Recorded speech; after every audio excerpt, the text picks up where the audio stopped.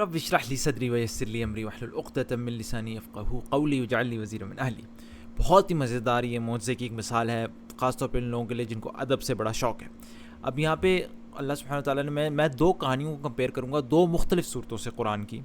ایک سورہ اعراف ہے، اس میں کہانی ہے حضرت ہود علیہ السلام کی قوم کی، جبکہ سورہ ہود میں کہانی ہے حضرت نوح علیہ السلام کی. سورہ اعراف میں جو کہانی ہے ہود علیہ السلام کی، اس میں ان کی قوم انہیں کیا کہتی ہے، اس کی ایک میں اندر سے ایک جملہ نکال رہا ہوں، اور وہ یہ ہے کہ ہم بے شک، اس پہ دیکھیں زور ہے، ہم بے شک تم کو جھوٹے لوگوں میں سمجھتے ہیں. حضرت ہود کی قوم حضرت ہود کو کہتی ہے. اور یہ ہے آیت سورہ اعراف سورہ نمبر 7 کی آیت نمبر 67. اِنَّا لَنَظُنُّكَ مِنَ الْكَاذِبِينَ، ہم بے شک تم کو جھوٹے لوگوں میں سمجھتے ہیں. ایک زور ہے اس بات کے اندر، بے شک کیا کہ تم جھوٹے لوگوں میں سے ہو، نعوذ باللہ. اچھا، اس کے برعکس سورہ ہود میں حضرت نوح علیہ السلام کا قصہ، اس میں ان کی قوم انہیں بھی اور غالباً ان کی جو پیروکار ہیں ان کو بھی کیا کہتی ہے، بلکہ ہم تو تمہیں جھوٹا سمجھ رہے ہیں. یہاں پہ وہ بے شک کا زور نہیں ہے، بل نظنکم کاذبین، بلکہ ہم تمہیں جھوٹا سمجھ رہے ہیں. وہ زور جو سورہ اعراف میں حضرت ہود علیہ السلام کی قوم نے ان کے ساتھ ان کو دیا، وہ کہا کہ ہم بے شک تم کو جھوٹے لوگوں میں سمجھتے ہیں، وہ زور سورہ ہود میں نوح علیہ السلام کے قصے میں نہیں، ہم تو تمہیں جھوٹا سمجھ رہے ہیں بس. تو اب آپ دیکھیں قرآن کا قصہ بیان کرنے کا انداز بیان، جس کو ہم لوگ انگلش میں سٹوری ٹیلنگ یا نریشن کہتے ہیں، کتنا بالکل یعنی باریک بین ہے، این قصے کے مطابق. اب میں آپ کو دکھاتا ہوں کیسے، اس کی طاقت دیکھیں.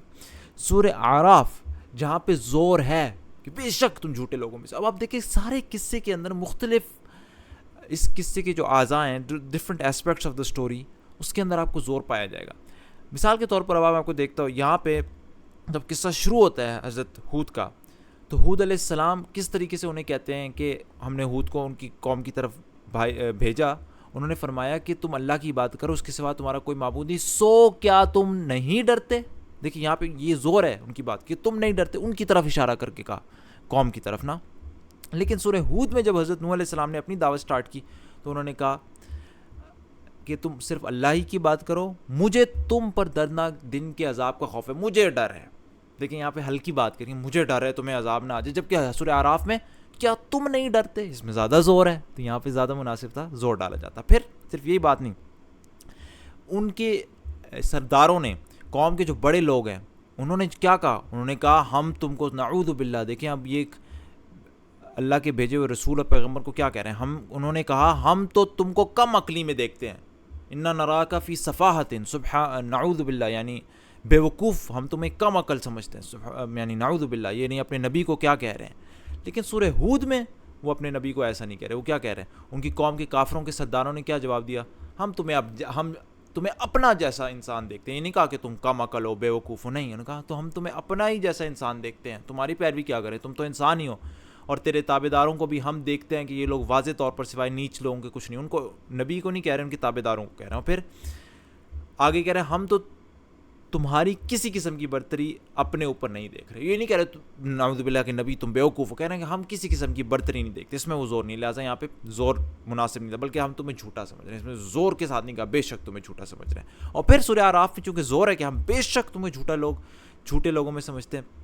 آگے آپ دیکھیں جب وہ نبی سے عذاب مانگتے ہیں، طلب کرتے ہیں، تو وہ کیا کہتے ہیں، وہ کہتے ہیں انہوں نے کہا کہ اب ہمارے پاس اس واسطے آیا ہے کہ وہ کہتے ہیں پس ہم کو جس عذاب کی دھمکی دیتے ہو اس کو ہمارے پاس منگوا دو، یعنی عذاب لے آؤ اب.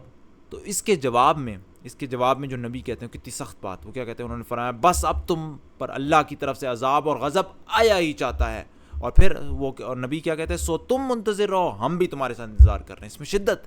جبکہ سورہ ہود میں جب نوح علیہ السلام سے وہ عذاب مانگتے ہیں تو وہ کیا کہتے ہیں، آگے سے وہ آگے کہتے ہیں اے نوح تو نے تو ہم سے بحث کر لی، خوب بحث کر لی، اب تو جس چیز سے ہمیں دھمکا رہا ہے وہ ہمارے پاس لے آ. ٹھیک ہے، اب جب ان کی قوم ان سے عذاب مانگتی ہے تو جواب میں کیا کہتے ہیں، جواب انہوں نے یہ نہیں کہا تو انتظار کرو میں بھی انتظار نہیں کہا، جواب دیا کہ اسے بھی اللہ تعالیٰ ہی لائے گا اگر وہ چاہے، اور ہاں تم اسے ہرانے والے نہیں، تمہیں میری خیر خواہی کچھ بھی نفع نہیں دے سکتی. گو میں کتنی ہی تمہاری خیر خواہی کروں. سبحان اللہ. یہاں پہ بات ہی ساری اتنی سافٹ طریقے سے ہو رہی ہے, وہاں پہ جب کہ شدت ہو رہی ہے. آپ دیکھیں وہ کیا کہہ رہے ہیں, بس اللہ کی طرف سے عذاب اور غضب آیا چاہتا ہے تو تم منتظر رہو, میں بھی منتظر. سبحان اللہ. ہر جگہ آپ دیکھیں یہاں پہ شدت ہے, لہٰذا زیادہ مناسب تھا یہاں کہا جاتا, کیا کہا جاتا کہ بے شک اللہ تعالیٰ یہ بات ان کی کوٹ کرتا کہ بے شک تم جھوٹے لوگوں میں سے سمجھتے ہیں, بے شک ہم تم کو جھوٹے لوگوں میں سے سمجھتے ہیں. جبکہ سورہ ہود میں صرف کہا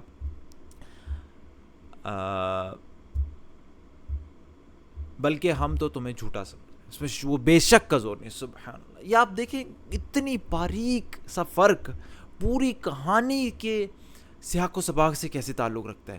جہاں نبی کی بات کا زور, ان کے جواب کا زور, جہاں نبی کی بات کا, ان کے عذاب لانے پر نبی کے جواب کا زور, ہر جگہ جہاں زیادہ زور ہے وہاں پہ زیادہ اللہ تعالیٰ نے وہاں پہ زور ڈال دیا, کہا بے شک تم جھوٹے لوگ. یعنی کتنا باریک سفر, کتنا سوچ کون سکتا ہے یہ چیز کتاب میں رکھنے کی, اور پھر اس کتاب کو 14 سیدوں تک بچا کے رکھنے کی. سبحان اللہ.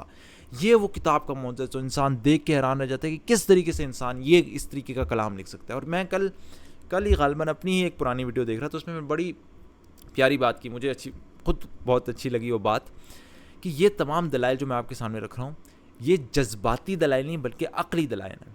These are not emotional evidences but rational evidences.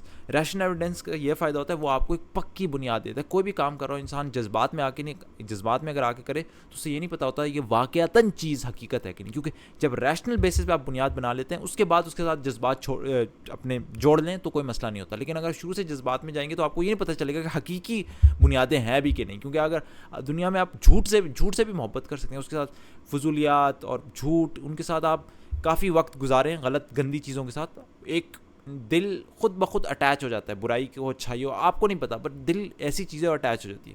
لیکن اگر آپ شروع میں جذبات سے الگ ہو کے ریشنل ایویڈنسز جو میں آپ کو دکھا رہا ہوں ان کی بنیاد پر, کیونکہ ریشنل ایویڈنسز وہ آپ کو پکی بنیاد دیتے ہیں, ان کی بنیاد پر اپنا ایمان بنائیں. اس کے اوپر جتنا جذبات کا آپ اٹیچمنٹ کر لیں آپ کو کوئی نقصان نہیں, کیونکہ آپ کے پاس وہ ریشنل بیس موجود ہے. اگر شروع میں آپ وہ ریشنل بیس نہیں بنائیں گے تو آپ کسی بھی غلط چیز کے ساتھ اپنے جذبات جوڑ سکتے ہیں. تو اللہ تعالیٰ ہمیں یقین ہے قرآن پر, یہ اللہ کا کلام ہے, اور یہ سارے میری ویڈیوز ریشنل بیس بنانے کی ہی ایک کوشش ہے مسلمانوں کے دل کے اندر وہ ایمان راسخ اور پکا کرنے کے لیے. تو اللہ تعالیٰ ہمیں یقین ہے قرآن پر یہ کہ اللہ کا کلام ہے.